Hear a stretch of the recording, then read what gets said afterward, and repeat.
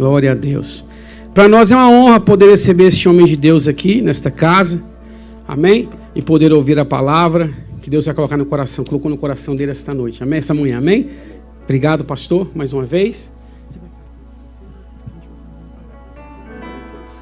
Tá ótimo então, amém, pastor? Pode ser para os irmãos? Amém. Pode ser para os irmãos? Amém. Quem está feliz, diga glória a Deus. Amém. Quem está mais feliz, diga aleluia. Aleluia. Abra sua Bíblia comigo, por gentileza. Gênesis capítulo de número 37, ou melhor, 38. Gênesis capítulo 38. E nós vamos ler a partir do versículo 27. Gênesis capítulo 38, a partir do verso 27. Amém? Querido, não é proibido dar glória a Deus aqui não, tá? Pastor que eu vi que é pentecostal. Aleluia. Gênesis capítulo 38, verso 27. Está escrito assim: aconteceu que no tempo dela dar à luz, havia gêmeos no seu ventre. Ao nascerem, um pôs a mão para fora, e a parteira, tomando-lhe, atou um fio de escarlate e disse: este saiu primeiro. Mas, encolhendo ele a mão, saiu outro, e ela disse: como rompestes a saída? E lhe chamaram Pérez. Depois saiu seu irmão, em cuja mão estava o fio de escarlate, e chamado Zera. Queridos, quando nós olhamos para esse texto, tem algo muito interessante, porque se você observar principalmente o verso 1, a história vai dizer que os filhos de Jacó se dispersaram. E você sabe bem a história, porque se você ler com o tempo o capítulo 37, você vai perceber que os filhos de Jacó haviam pegado a José, e você sabe a história, e a Bíblia diz no capítulo 37, o verso 3, que Israel amava mais a Jacó, ou seja, Israel amava mais a José do que os seus outros irmãos. Isso criou uma inveja tão grande no coração dos seus irmãos, que fizeram com que seus irmãos pegassem e tramassem, fizessem uma trama fora do normal, jogou José na cisterna, e não tendo coragem de sujar a mão e matar a José, eles venderam José para uma caravana de ismaelitas que estava passando, mas pegaram as vestes de José e pegaram um animal, matou esse animal, pegou as suas vestes, em especial a sua túnica talá de diversas cores que seu pai tinha dado de presente para ele, e fez com que chegasse até o seu pai e dissesse ao seu pai que seu filho havia sido atacado por uma fera, por um animal, e que seu filho havia sido devorado. Seu pai passa anos e anos de luto, a ponto de, se você ler, Jacó, ele entra numa depressão tão profunda, pastor, que ele chega a desejar estar no Seol, ou seja, na sepultura junto com seu filho, para poder abraçar seu filho de volta. Jacó entrou numa depressão tão grande, porque seus filhos diziam que seu filho mais predileto, mais próximo, mais chegado havia morto. Agora você percebe que os anos passaram, e não era fácil sustentar uma mentira como essa, porque todos os dias os filhos de Jacó tinham que sentar na mesa, ou seja, no momento do café, no momento do almoço, eles tinham que olhar para o pai, ver a tristeza nos olhos do pai, e eles tinham que olhar para o pai e entender que o sofrimento do pai, porque o pai guardava luto por alguém que estava vivo. Vou repetir, o pai guardava luto por alguém que estava vivo, e isto, claro, que uma mentira fez com que os filhos de Jacó, não tolerando isso, você vai perceber que cada um saiu da casa, cada um foi para um lado, cada um foi para um lugar. E entre os filhos de Jacó que saiu da sua casa, cada um foi buscar o seu destino, está Judá. Judá tem um amigo, um irmão dessa terra, desse lugar aqui, e ele vai para essa terra, e aqui ele casou-se com a mulher, e ao casar com a mulher cananeia, para você ter ideia, desse relacionamento, desse fruto desse relacionamento, nasceu 3 filhos. Diga comigo, 3 filhos. Diga forte, 3 filhos. desses três filhos ele tinha tinha Onã e tinha Sela. Agora presta atenção numa coisa aqui para você ter ideia. Quando Judá, os seus filhos estão crescendo, e Judá já estava nesse lugar aqui, nessa cidade, ou seja, nessa região onde ele estava morando, o que Judá vai fazer? Ele está preocupado com a sua prole, com a sua descendência. E Judá tem que manter a sua descendência viva. E para isso, ele vai buscar uma mulher nesse povoado, uma mulher cananeia por nome Tamar. A Bíblia vai dizer que Tamar é dada como esposa para ele. Agora ficou bom o som. É dada como esposa para ele. E de uma forma misteriosa, para você ter ideia, de uma forma estranha, o texto vai dizer que Deus, pastor, matou Raé. Só que ninguém diz, não está escrito, porque a única informação tem é que Deus matou Raé, porque ele era mau aos seus olhos. Agora você pensa comigo que para Deus matar alguém, para Deus ferir alguém, o pecado dessa pessoa tem que ser de uma forma extraordinária, abominação diante dos olhos de Deus. A Bíblia não diz qual foi a atitude ou os pecados de Raé, mas a Bíblia diz que Deus matou Raé de uma forma misteriosa. Agora você percebe que Judá está preocupado com a sua descendência ainda, e ele toma seu segundo filho. Tem alguém? Tem alguém? Ele toma seu segundo filho, e ao tomar seu segundo filho, Onã, ele vai dar como esposa, mas vai fazer um acordo.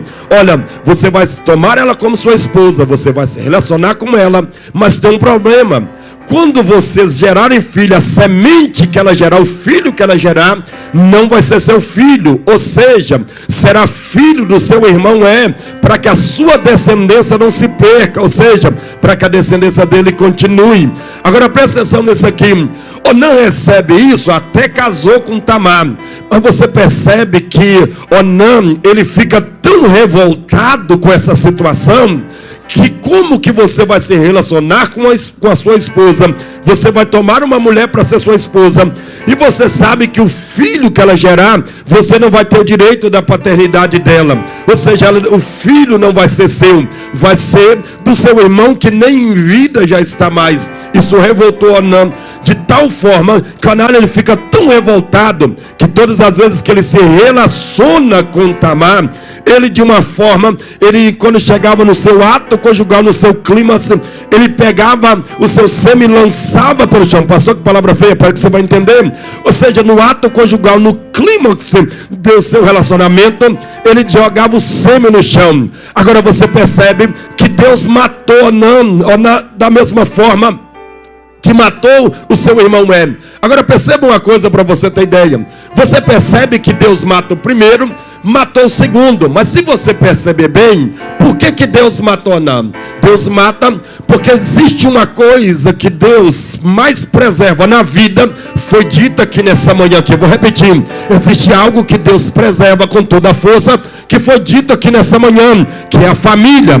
A família, para você ter ideia, ela não é só um projeto de Deus, ela é um sonho de Deus. Vou repetir, você não pegou ainda.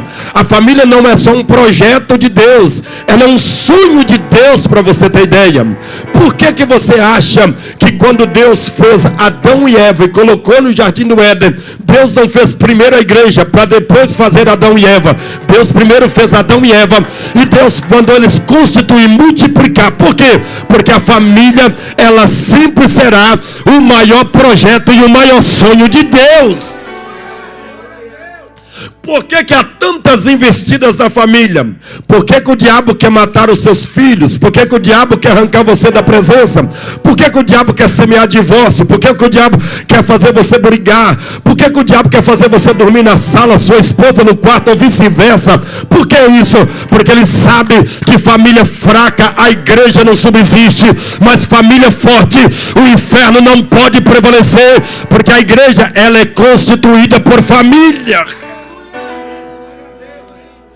Então perceba que Deus vai matar Onã aqui, não é porque Onã está tirando o direito de Tamar constituir uma família. Como assim, pastor? Se você pegar a raiz da palavra seme, pastor, que palavrão? Não é um palavrão, seus filhos aprendem na escola. A palavra seme, para você ter ideia, vem da raiz hebraica semente.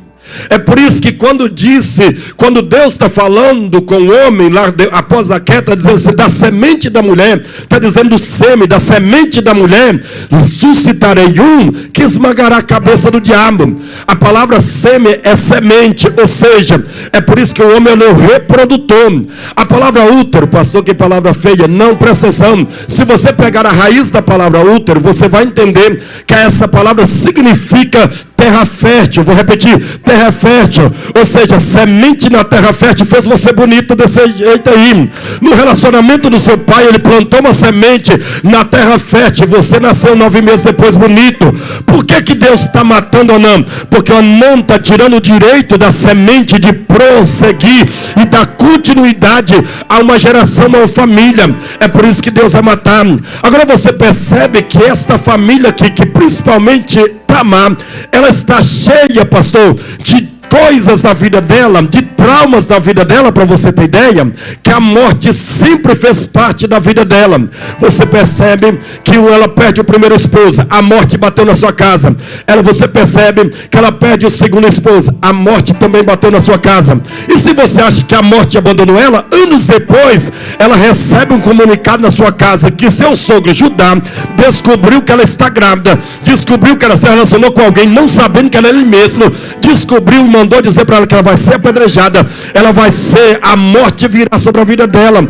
Ou seja, essa mulher sempre viveu numa vida que quem olha para ela não vê nenhuma esperança para essa mulher. Por quê, pastor? Porque essa mulher está debaixo de uma sentença, olhando de fora, porque é isso que as pessoas olhavam. As pessoas diziam, se Deus matou, é porque tem pecado escondido, se Deus fez isso, é porque tem alguma coisa. Ou seja, quem olhava para Tamar, viu fracasso em pessoa. Imagina as emoções desta mulher, imagina os traumas que esta mulher carrega na alma, imagina o desconforto que ela tem de andar no meio da sociedade, e as pessoas olham para ela dizendo assim, não gerou nem no primeiro, não gerou no segundo.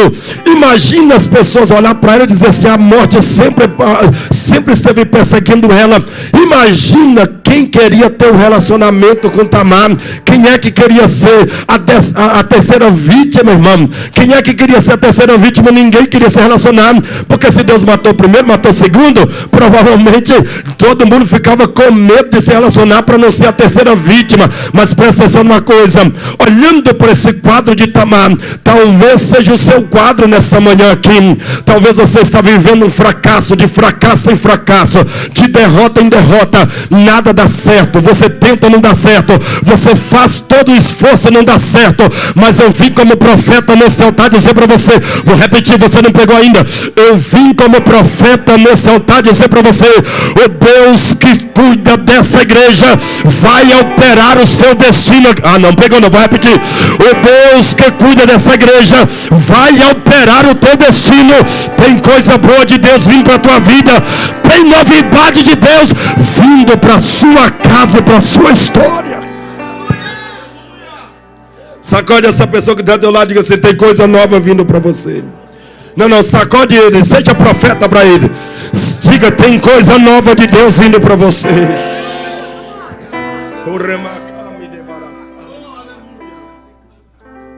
Olhando para essa mulher aqui, é o trágico. Talvez seja a sua vida. Mas eu vou dizer uma coisa para você. É que Deus, ele é um Deus tão extraordinário, pastor. Deixa eu pegar de trás para frente. Depois eu volto aqui, deixa eu pregar de trás para frente como eu li. Olhando para a história dessa mulher aqui, para você ter ideia. Esta mulher está sentenciada, fadada ao fracasso. Ou seja, nada novo. Mas quando você olha no versículo 27 que eu li, você percebe que Deus, ele é um Deus que considera o passado de ninguém. Vou repetir. Ele é um Deus que não considera o passado de ninguém. Porque não me importa quantas quedas, quantos fracassos você já teve. Não me importa quantas percas, quantas vezes você quis desistir. Porque Deus não está preocupado com o seu ontem. Deus está preocupado com o seu presente. E mais preocupado com o seu futuro. Vou repetir. Olhando para ela aqui é uma vida de fracasso. Mas aí tem uma coisa bonita que eu li no verso 27. Que diz assim, no tempo dela dar a luz. Sabe o que aconteceu aqui? É que quando Deus, de repente, Deus quer alterar o destino de uma vida, Deus ele usa uma coisa chamada tempo. Vou repetir. Deus usa uma coisa chamada tempo, porque o texto está dizendo, no tempo dela dar a luz. Sabe o que o texto está dizendo? É que o tempo de Deus chegou para Tamar. É Deus dizendo assim, eu não me importo com o seu passado, eu não quero saber quantos fracassos você já teve, eu não quero saber o que aconteceu ontem, é no meu tempo, no tempo de Deus. Sabe que eu descobri uma coisa, que o tempo de Deus é uma coisa extraordinária. O tempo de Deus, para você ter ideia, ele não precisa de autorização para entrar na sua casa, não precisa de autorização para fazer alguma coisa na sua vida, ele não te pede licença para poder fazer. O tempo de Deus, ele não pede autorização, permisso, ele não pede a chave para atuar. Por quê? Porque o tempo de Deus não está limitado no espaço humano. O tempo de Deus não está limitado a janeiro, fevereiro, a março, abril. O tempo de Deus não está limitado ao nosso cronos. Por quê, pastor? Porque o nosso cronos, o tempo humano, você tem hora de sair. Tem gente que chegou no culto já está preocupado com a hora de sair. Por quê? Porque a gente é preso no cronos. No cronos a gente não faz nada nele, porque a gente, se a gente perceber, no cronos a gente é refém dele. Quer ver uma coisa? O tempo humano, o cronos, eu sempre denominei ele como tempo caído. Por quê? Porque se você olhar, a maior preocupação de Deus em relação a Adão, e se você for olhar para Adão, para você ter ideia, o maior problema, Claudinho, o maior problema, pastor Renan, de Adão não é com a morte, pastor. Como assim? Ou seja, não é com o pecado também. Por quê, pastor? Porque Apocalipse capítulo 13, verso 8 disse que antes da fundação do mundo, antes de Adão existir, antes de Eva existir, Deus já tinha sacrificado o cordeiro na eternidade. Ou seja, o problema do pecado, Deus já tinha um plano arquitetado no seu memorial eterno. Ou seja, Deus já tinha solução para o pecado. Qual é o maior problema de Adão? Quer ver uma coisa? Deus colocou no jardim. Sabe o que Deus disse? Eu estou vendo Deus indo lá na sua cidade agora, lá no Mato Grosso, tá? Daqui a pouco eu vou orar por você. Agora presta atenção numa coisa aqui para você ter ideia. No tempo, presta atenção aqui em nome de Jesus. Presta atenção nisso aqui. No tempo, Deus coloca ele lá e Deus disse assim, olha, de todas as árvores dos jardins comerás livremente, com exceção a regra que eu vou colocar. Mas se você perceber o texto, não proibiu comer da árvore do conhecimento do bem e do mal. Como assim, pastor? Isso é heresia? Não, porque se Deus tivesse dado uma proibição, quando Eva fosse seduzida pela serpente, fosse tocar no fruto, Deus lá de cima gritaria, não faça tal coisa. Por que Deus não fez? Porque Deus deu liberdade para o homem escolher o bem e para o homem escolher o mal. Deus deu liberdade para você vir na igreja, mas também deu liberdade para você ficar na sua casa. Deus deu liberdade. Deus sempre trabalhou com duas opções: eis que põe a vida e a morte. Mas eu vou dar só um toquinho para você: escolha a vida para que vivas. Ou seja, são duas portas, uma é estreita e outra é larga. Ou seja, tem uma Jerusalém em cima e uma Jerusalém daqui. Deus sempre trabalhou com duas oportunidades. Por quê, pastor? Para que você não chegue diante de Deus e diga assim, eu não tive oportunidade. Claro que você teve. Deus sempre te coloca duas oportunidades. Cada uma, você é responsável de cada consequência, de cada porta e cada decisão que você toma. Ah, você não está aí não? Que tem alguém para dar glória a Deus? Então qual é o problema de Adão? Adão está no jardim, Deus está dizendo, comerás livremente de todas as árvores. Quando diz toda, está incluída a árvore do conhecimento do bem e do mal. Só que Deus trabalha com regra. Quer ver uma coisa? O sinal tem vermelho, amarelo e verde. Se está verde, você sabe que pode passar. Se está lá amarelo, você sabe que dá para passar, mas é bom ser prudente. Mas se está vermelho, você sabe que não pode passar. Só que não tem uma linha lá dizendo que você não pode passar no vermelho. Ou seja, se você passar no verde, ok. Mas se você passar no vermelho, ou você pode conseguir passar tranquilamente, ou você corre risco de um outro carro te chocar. Mas lá não tem uma cerca dizendo não pode passar. Está te dando uma advertência. Deus, quando colocou a árvore do conhecimento do bem e do mal, está dizendo assim: como eu sou um Deus de princípio, de regra, vou estabelecer diante de toda a fortuna, de toda a fartura que eu estou te dando, estou colocando uma regra. Qual é a regra? Se você comer da árvore do conhecimento do bem e do mal, certamente morrerás. Agora percebam uma coisa, que quando Adão comeu, ou seja, quando Eva comeu, quando Adão comeu, o problema de Adão não era com o pecado. Por quê? Se o pecado, a Bíblia diz que o pecado é o salário da morte, ou seja, o pecado, o preço do pecado é a morte, Adão deveria ter morrido agora. Por que que Adão, quando viu Eva comendo, por que que Adão não interferiu? Aí no meu pequeno raciocínio, eu fiquei pensando, por que que Adão não quis interferir, querido? Sabe por quê? Porque Adão tem uma informação direta do céu, dizendo que quem comer daquela árvore vai morrer. Aí Adão ficou observando, Eva comeu um fruto, comeu 2 frutos, comeu 3 frutos, aí Adão está lá esperando ela capotar no chão, mas não morreu, porque a informação da cabeça de Adão é, quem comer morrerá, quem comer morrerá. Mas ele está olhando para Eva comendo e não morreu. É por isso que quando você lê, você percebe que quando Eva pegou o fruto, ele pegou com uma facilidade. Por que que ele pegou com facilidade? Porque a informação da cabeça de Adão é que quem comer morria. Como Eva não morreu, aí ele pegou, deixa eu experimentar também, se ela não morreu, eu também não vou morrer. Só que a morte era espiritual. Só que quando Adão caiu, eles foram expulsos do jardim. Qual é o problema aqui, pastor? Romanos 5,12, por um homem o pecado entrou no mundo, a saber, a morte passou a todos os homens. Mas tem um problema, quando Adão foi expulso do jardim, ele viveu quase 1000 anos, pastor. Qual era o problema de Adão? Não era com o pecado, porque para o pecado Deus tinha solução, era com o tempo. Para mim falar isso para você é a coisa mais normal, mas imagina, pastor, eu e o Senhor, quando Paulo diz que nós somos vivificados, que nós somos reativados em Cristo. Quando eu encontrei Cristo, todos os dias eu só penso nas coisas que são do alto, eu só penso na Jerusalém, eu só penso no Maranata. Por quê? Porque a minha natureza caída tem um imã chamado Espírito Santo que me puxa para cima, porque é meu lugar de origem, é meu lugar de origem. Por que que eu quero ir para o céu? Porque é meu lugar de origem. Eu aceitei a Cristo, ou seja, na minha natureza caída, e observa que eu fui transformado, tratado, e eu quero ir para o céu. É por isso que você quer ir para o céu, é por isso que você quer deixar as lutas dessa vida e ir para o céu, porque o seu lugar de origem te chama. Você veio de Deus e para Deus você vai voltar. Onde está o problema de Adão? O problema de Adão está aqui. É porque nós experimentamos na natureza caída o que é eterno, que é Cristo hoje. Agora Adão, primeiro ele provou o que é eterno, depois ele provou a natureza caída. Então você observa que dormir para Adão, segue, tá bom, varão, depois te dá metade da oferta. Você percebe uma coisa, que para Adão o problema não é a morte, não é o pecado, é o tempo. Por que o tempo? Diga por quê. Fica tranquilo, você vai pagar uma picanha para mim depois. Diga por quê. Porque imagina para você que provou o que era eterno. Como assim, pastor?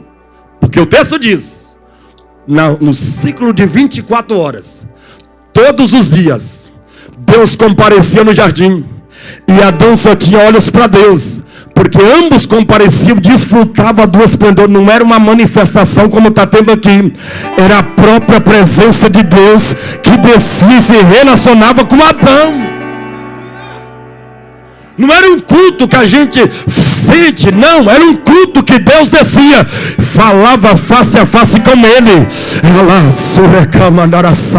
Não era um culto normal, era um culto que Deus está falando cara a cara. Agora Adão expulso, Adão agora tem um problema. Ele pode até ouvir a Deus, mas não pode ver Deus mais. Ele pode até escutar a Deus, mas não pode ver Deus mais. E isso para Adão, que viveu o que é eterno primeiro e depois caído, a morte seria lucro. Só que Adão está preso no tempo. Você acha que quando Adão dormia, Adão tinha vontade de acordar? Claro que não. A morte para ele seria lucro, porque cada dia que ele acordava, ele tinha que suportar o tempo caído, tinha que ver as suas cães ficar brancas, tinha que ver o seu joelho perder a força, tinha que ver os janeiros cobrar. Mas tem uma coisa, isso é o tempo, e o tempo humano, pastor, ele tem esse poder de nos aprisionar. Tem maioria de nós aqui vivemos no Cronos aprisionado. O culto começou 10h30, aí você já fica olhando pro relógio, já é 12h19, aí você fica pensando assim, mas será que esse pastor não vai falar de falar? Será que esse culto não acaba? Porque a gente está preso no tempo, a gente não consegue absorver absorver nem o que Deus está falando, porque a gente está preocupado com os compromissos. Tem gente que está tantos anos preso no tempo humano, que já perdeu a esperança das promessas de Deus. Olha, eu tenho 41 anos, vou fazer 42, e eu fico pensando que eu estou vivendo promessas hoje, que eu já deveria estar vivendo há anos atrás. Por que eu estou vivendo? Porque eu fiquei tão refém do tempo. E como é que você fica refém do tempo? Presta atenção, tem gente que levanta 5 horas da manhã, todos os dias, uma vida inteira, levanta 5 horas, toma café, leva as crianças para a escola, volta para depois, aí depois ele vai para o trabalho, faz a mesma jornada, almoça, depois volta para o trabalho, faz a mesma jornada, depois sai do trabalho, busca as crianças na escola, volta para casa, se tiver culto ele vem para o culto, depois vai dormir, depois 5 horas, porque tem gente que repete a mesma coisa todo dia, porque no tempo humano não tem nenhuma novidade, é uma rotina total. Só que quando o tempo de Deus invade o nosso tempo, Deus tem o poder de acelerar e de mexer nas estruturas da nossa vida, pegar o nosso passado, desfazer dele e dar esperança para o futuro. Eu descobri uma coisa, diga o que, pastor? Me ajuda com a sua assembleia. Eu preciso ver o povo gritando, segura aí, Vaz. Eu descobri uma coisa, pastor, é que o meu tempo nunca tem possibilidade de invadir o tempo de Deus. Vou repetir, é que meu tempo não pode mudar o que passou ontem. Eu posso melhorar daqui para frente, mas não posso corrigir nada atrás. Porque meu tempo não pode pegar o que eu deixei de fazer e trazer para o presente para mim fazer. O tempo humano não pode invadir o tempo de Deus. Agora eu descobri uma coisa, que o tempo de Deus, ele pode invadir o nosso, e ele pode alterar todas as coisas. Não estou entendendo, levanta a mão que eu quero ser profeta. O tempo de Deus vai pegar o teu passado e isolar. Eu estou profetizando nessa manhã como profeta. O tempo de Deus vai invadir o seu tempo. Tem promessas que estavam estagnadas, parada, Deus vai acelerar, Deus vai acelerar, Deus vai acelerar. Pega essa palavra, pelo amor de Deus.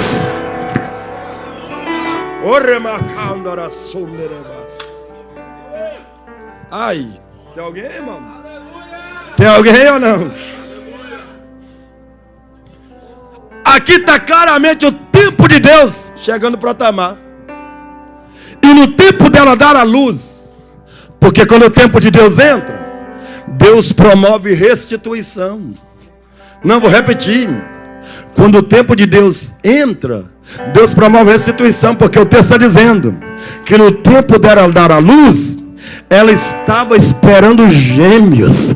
Pastor, parece uma coisa normal. Não, é que Deus está dizendo para ela: valeu o tempo do seu processo, valeu o tempo do seu fracasso, valeu o tempo. Por quê? Porque para cada tempo que ela perdeu, Deus deu um filho. Se perdeu no primeiro, Deus está dando, restituindo do primeiro. Se perdeu no segundo, Deus está te restituindo.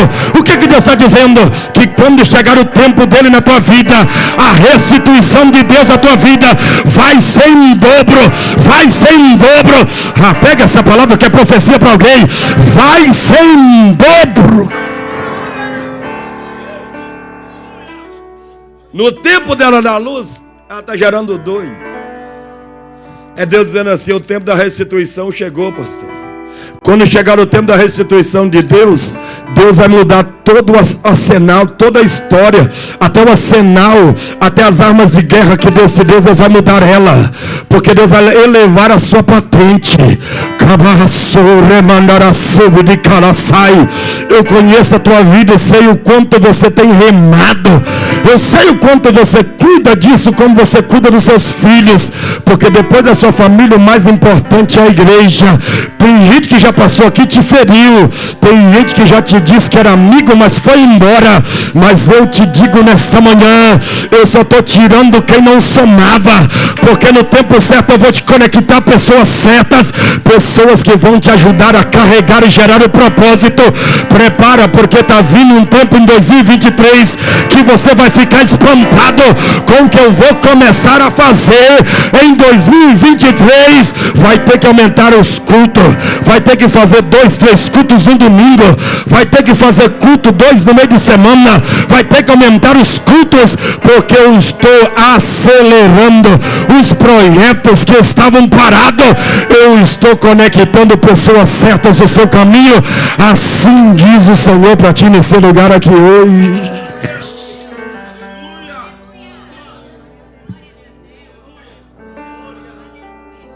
Tem alguém, irmão? Então olha para quem está lá e diga assim: o tempo da restituição chegou. Não, seja profeta, eu te ensinei que você pode profetizar. Diga: o tempo da restituição chegou. E quando o tempo da restituição chegar, Deus vai te dar em dobro. E olha o que o texto ainda diz, pastor: que havia parteiras para ajudar ela. Olha para cá. Havia parteiras para ajudar. Sabe o que significa isso aqui? É que quem te abandonou no momento que você mais precisou, Deus já tem as parteiras certas para te ajudar. Quem abortou seus sonhos e seus projetos do passado, pode ficar tranquilo que Deus vai levantar parteiras para te ajudar.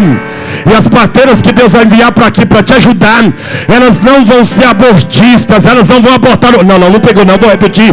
Elas não vão ser abortistas, elas não vão abortar o sonho chamado igreja, elas não vão matar a criança, não serão parteiras igual Faraó. Não pegou ainda, não vou repetir. As parteiras vão ser aquela que vai dar a mão, vai dizer assim: eu estou contigo, estou pronto na dor para te ajudar a gerar o propósito, a gerar o propósito. Ei, aprenda isso aqui: no meio da tua dor é que as parteiras de verdade aparecem. Meu Deus, cadê o povo? É no meio da dor que as parteiras aparecem. E não serão abortistas. Porque aparecer quando tudo está bem, quando a picanha está na mesa, é coisa normal. Eu quero ver no processo da dor, no momento que está mais precisando, no momento que ela está entrando nas contrações, nas dores de parto, tem parteiras ajudando ela. Deixa eu dizer para você: quem te abandonou no meio da sua dor, não fique despreocupado. Se saiu do seu WhatsApp, é porque nem ele sabe que te bloqueou. É Deus fazendo uma faxina aqui hoje. Deus vai fazer uma faxina na sua rede social também. Não vou repetir. Deus vai fazer uma faxina na sua rede social também. Deus vai tirar pessoas que só queriam matar seu sonho. Vai te conectar às parteiras, vai te conectar às parteiras, vai te conectar com parteiras que vai dizer: eu estou pronto para ajudar você a gerar o seu sonho, estou pronto para ajudar você a gerar o propósito, estou pronto para trazer vida. Levanta a tua mão, pelo amor de Deus. Eu vou te dar 1 minuto para você celebrar a Deus.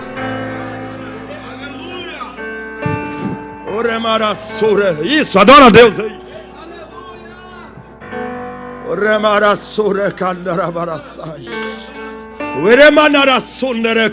Deus está te conectando com as pessoas certas aqui hoje. Meu Deus, Deus está te conectando com as pessoas certas aqui hoje. Esses abortistas de sonho, Deus vai tirar da sua vida hoje. Está chegando o tempo, eu não sei de onde as parteiras virão. Se elas vão vir da sua rua, se elas vão vir de outro país, não importa. Mas no momento da sua dor, as parteiras serão umas conexões certas no seu negócio.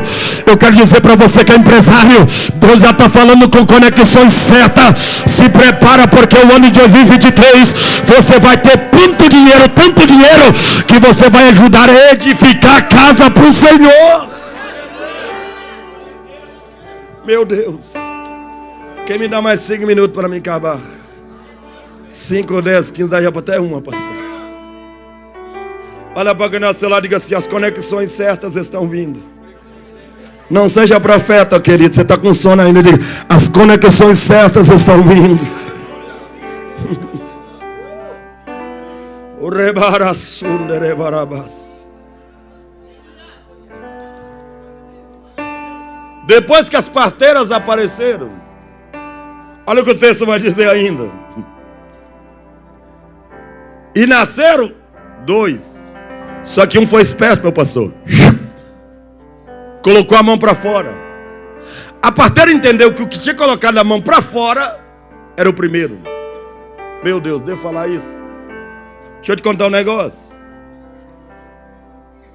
Quando a mão dele é colocada para fora, ela pega um fio de escarlate, amarrou no seu dedo, para dizer, esse foi o primeiro. Na segunda tentativa, ele coloca a mão de novo, só que puxou. Sabe o que isso quer dizer? Que quando chegar a sua hora, pode ter gente na sua frente. Não.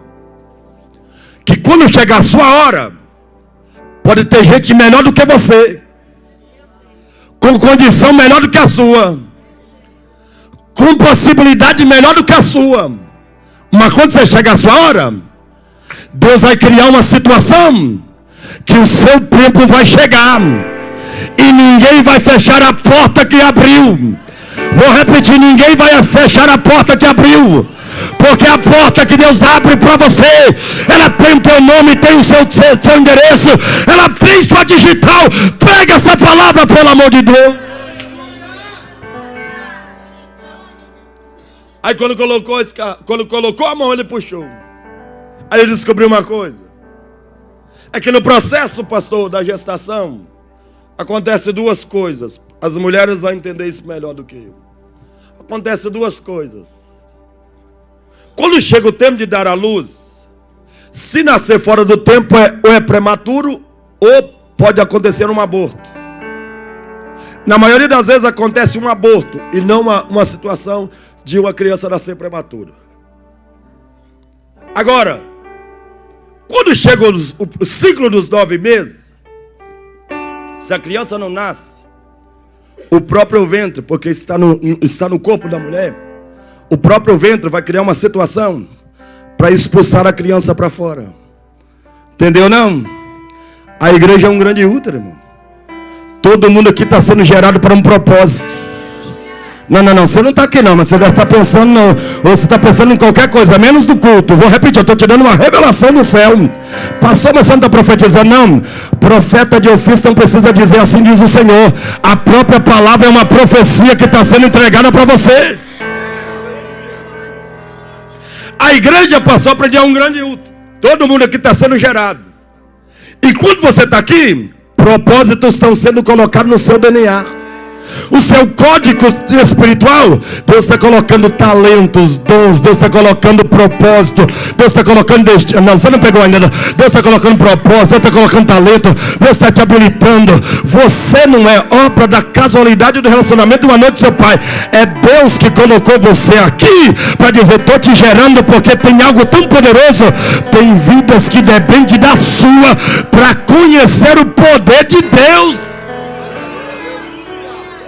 Só que tem um negócio, o problema da minha geração, que tem gente que quer nascer fora da hora.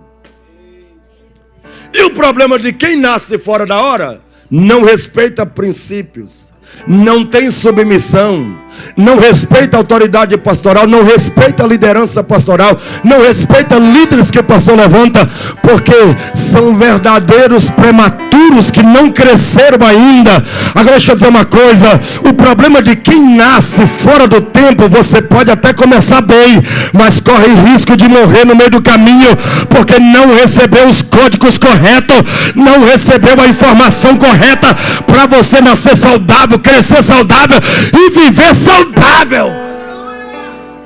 Agora tem um detalhe que eu descobri, pastor. A gente como pastor, a gente fica querendo pegar aquelas peças ruins da igreja e mandar fora da igreja. Graças a Deus que aqui não tem, mas lá onde é que eu pastorei tem.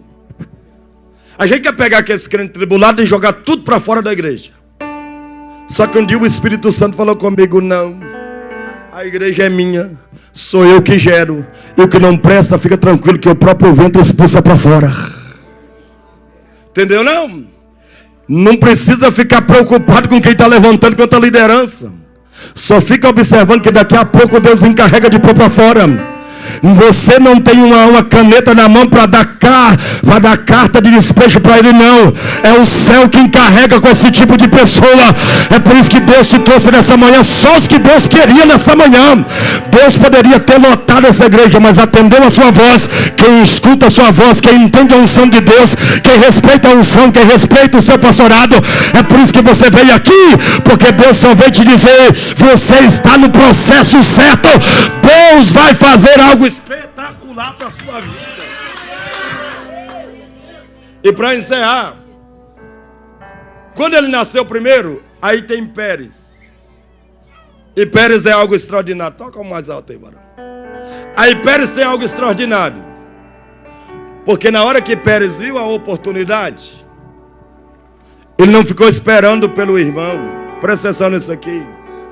Ele não fica esperando pelo irmão. Sabe o que ele fez? Ele viu a brecha aberta. Ele aproveitou a oportunidade. Olha para cá, deixa a criança. Profetas começam assim. Na minha igreja eu proíbo os meus líderes de ficar mexendo com as crianças quando elas estão correndo. Porque você não sabe, já a intrepidez de um espírito profético que Deus está dando. Está aqui no livro, depois você lê. Você não deve corrigir seus filhos, bater nos seus filhos, porque eles são meio assim. É um espírito profético, porque ele tem precisa de ousadia, precisa de um caráter forte para poder profetizar. Olha para cá. Quando teve a oportunidade, o primeiro não saiu. Pérez olhou a brecha aberta. Sabe o que ele fez? Não foi perguntar ao irmão se o irmão queria sair primeiro. Não foi perguntar A ou B. Sabe o que ele fez? Aproveitou a oportunidade. Sabe o que eu descobri na vida de Pérez? Que tem duas coisas que marcam a vida dele. Primeiro, não fica esperando alguém fazer por ele. Aproveita todas as oportunidades. Ele não fica chorando dizendo: pastor, não me vê, ninguém faz isso. Não, ele aproveita a oportunidade. Pastor, não estou entendendo. Para de ficar lamentando com aquilo que não aconteceu ontem. Para de ficar lamentando com aquilo que não deu certo ontem, com relacionamentos que não deu certo, com filhos que não deu certo. Deus te trouxe essa manhã, pelo amor de Deus, estou profetizando. Deus te trouxe aqui nessa manhã para te dizer: aproveita a oportunidade que Deus está te dando. Aproveita a brecha, passa por ela, perca o seu passado, vai para cima, meu filho. Essa é a primeira coisa. Não perde tempo, aproveita a oportunidade. Segunda coisa que eu aprendi com ele: ele se antecipa no tempo e agora você fica de pé. Presta atenção nisso aqui, que isso aqui é profético. Primeiro, ele nunca perde as oportunidades, não fica preso ao passado. Só que a segunda coisa que me chama a atenção nele, que ele se antecipa nos tempos. Deixa eu dizer um negócio para você. Tem gente com tantas cargas no passado, com tantas correntes no passado, que Deus está dizendo, sinalizando para ela todos os dias que tem algo poderoso para a vida delas. Elas não conseguem mover porque elas estão presas aqui. Pérez dá uma demonstração de alguém que se antecipa no passado, ou seja, que alguém que antecipa no futuro. Sabe o que Pérez está dando aqui? Uma lição de que não importa como foi a sua vida há anos ou como ela foi ontem. Ele está dando uma lição que o que Deus vai fazer na sua vida, se você acreditar hoje. Eu vou repetir como profeta. Deus está dizendo que o que Ele vai fazer na sua vida, não importa o que aconteceu ontem, não importa as oportunidades que você perdeu. Se você tiver capacidade de se posicionar aqui, Deus vai te abrir a sua visão. Ele vai te antecipar nos tempos, vai te antecipar. Tem coisa que gastaria 10 anos, Deus vai trazer para os próximos 5 anos. Estou profetizando já.